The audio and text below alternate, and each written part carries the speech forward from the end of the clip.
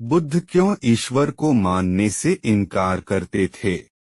दोस्तों, आज के इस लेख में हम जानेंगे कि गौतम बुद्ध क्यों ईश्वर को मानने से इनकार किए हैं। दोस्तों, आपके दिमाग में भी कभी ना कभी यह सवाल जरूर आया होगा कि ईश्वर है या नहीं। तो चलिए जानते हैं आज की इस कहानी के माध्यम से बुद्ध ने क्यों कहा कि ईश्वर नहीं है। दोस्तों, गौतम बुद्ध अपने जीवन काल में अपने प्रवचनों से मानव जीवन में क्रांति लाई थी और हम जानते भी हैं कि गौतम बुद्ध की बातों में जीवन जीने की कला की चाबी छुपी हुई है। उनके जीवन में घटित हुई घटनाओं से बहुत कुछ सीखने को मिलता है। ऐसे ही एक घटना के बारे में आज मैं आपको बताऊंगा। गौतम बुद्ध के समय में एक सवाल उनसे अक्सर पूछा जाता था। दोस्तों, आज के इस लेख में हम जानेंगे कि गौतम बुद्ध क्यों ईश्वर को मानने से इनकार किए हैं, कि ईश्वर है या नहीं। और हर बार बुद्ध एक अलग जवाब देते थे। ईश्वर के बारे में पूछा गया यह सवाल आज भी पहेली है और बुद्ध के समय में भी पहेली ही था। लोगों ने यह सवाल कई बार बुद्ध से पूछा, लेकिन बुद्ध कभी भी इसका सही जवाब नहीं दिए।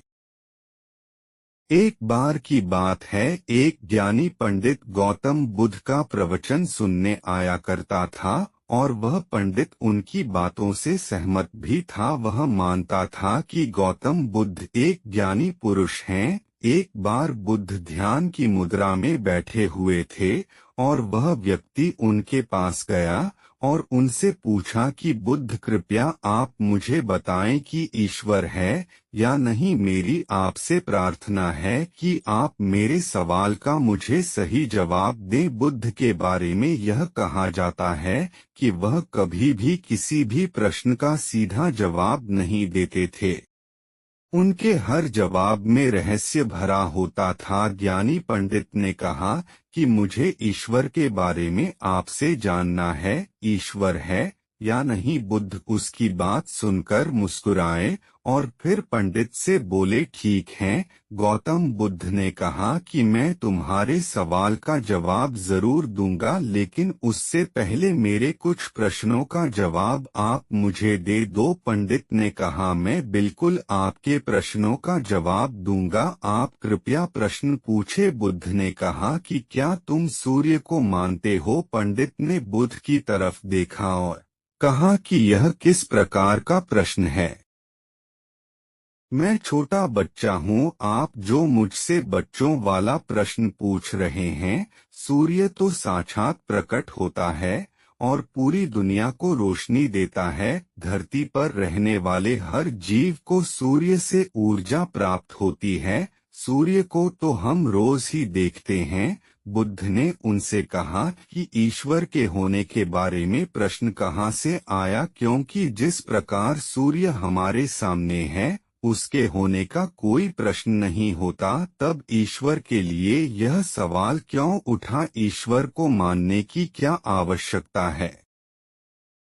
इसका मतलब तो यह हुआ कि आपके मन में कहीं न कहीं ईश्वर के प्रति संदेह है, क्योंकि ईश्वर सूर्य की तरह आपके सामने नहीं है। आप ईश्वर को भी बुद्धि से ढूंढने के लिए निकले हो और बुद्धि केवल उन्हीं बातों को मानती है जो उसके सामने दिखाई देता है। और ईश्वर कभी भी आपको प्रत्यक्ष रूप में सामने दिखाई नहीं देगा। अगर दिख जाए तो वह ईश्वर नहीं होगा। गौतम बुद्ध ने कहा कि तुम ईश्वर को मानते हो या नहीं। असल में यह प्रश्न ही गलत है और गलत प्रश्न का सही उत्तर कैसे दिया जा सकता है। इसलिए अगर इस गलत प्रश्न के पूछे जाने पर और अगर किसी के उत्तर दिए जाने पर तो वह उत्तर भी इस प्रश्न की तरह ही गलत होगा।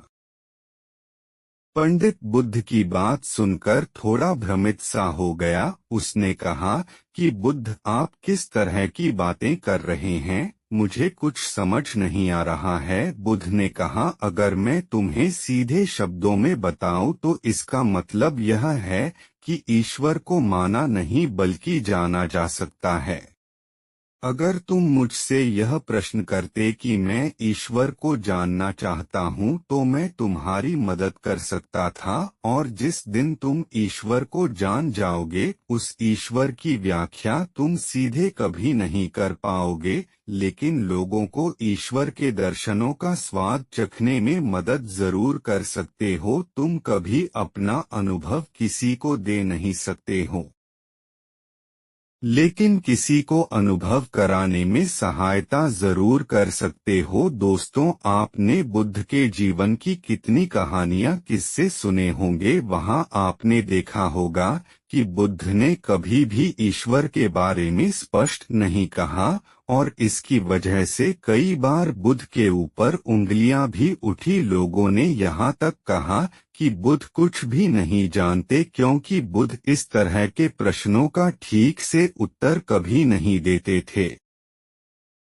गौतम बुद्ध इस तरह के प्रश्नों से हमेशा बचा करते थे, क्योंकि ईश्वर और आत्मा के संबंध में कोई उत्तर दिया ही नहीं जा सकता है, और अगर कभी देना भी पड़े तो वह उदाहरण के माध्यम से उसे समझाने का प्रयास करते थे, क्योंकि ईश्वर और आत्मा के संबंध में कोई उत्तर दिया ही नहीं जा सकता है, यह संभव ही नहीं है। और मेरा यह मानना है कि बुद्ध को सचमुच ज्ञान प्राप्त हुआ था, वह उस ईश्वर का अनुभव कर चुके थे, और कोई भी व्यक्ति जो इस अनुभव को प्राप्त कर चुका हो वह कभी भी ईश्वर के बारे में या ज्ञान के बारे में सीधा सीधा कभी नहीं बताता। वह आपके प्रश्न को बीच में ही लटका देता है, क्योंकि वह चाहता है कि आप उसका स्वाद खुद चखे।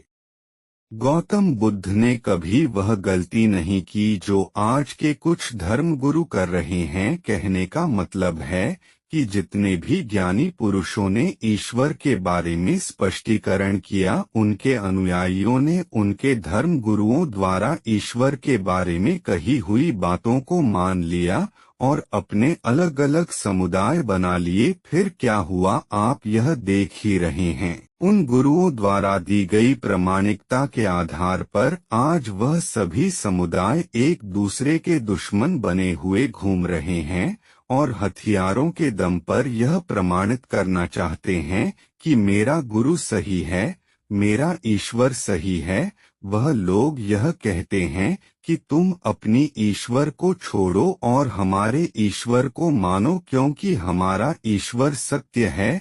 अगर कोई व्यक्ति ईश्वर की सीधी व्याख्या कर देगा तो अज्ञानियों की भीड़ उसकी बातों को मान लेगी। वह भी ईश्वर का अनुभव कभी नहीं करेगी। वह भीड़ तो केवल आपकी कही गई बातों के आधार पर किताबें लिख देगी और हाथ में तलवार लेकर चल पड़ेगी कि हम अपने समुदाय को बढ़ाएंगे, अपने धर्म को बढ़ाएंगे, प्रचार प्रसार करेंगे। शायद बुद्ध इस बात को जानते थे, इसीलिए उन्होंने कई बार ईश्वर के वजूद को भी नकारा। इनकार इसलिए किया कि आपकी प्यास और गहरी हो सके, आप उसको जानने के लिए उतावले हो जाएं। अगर बुद्ध ईश्वर के बारे में सीधे सीधे कह दे तो भीड़ आसानी से उनकी बात मान जाएगी, और ऐसे ही हमने धरती पर ना जाने कितने ही ईश्वर और भगवान को जन्म दे दिया है।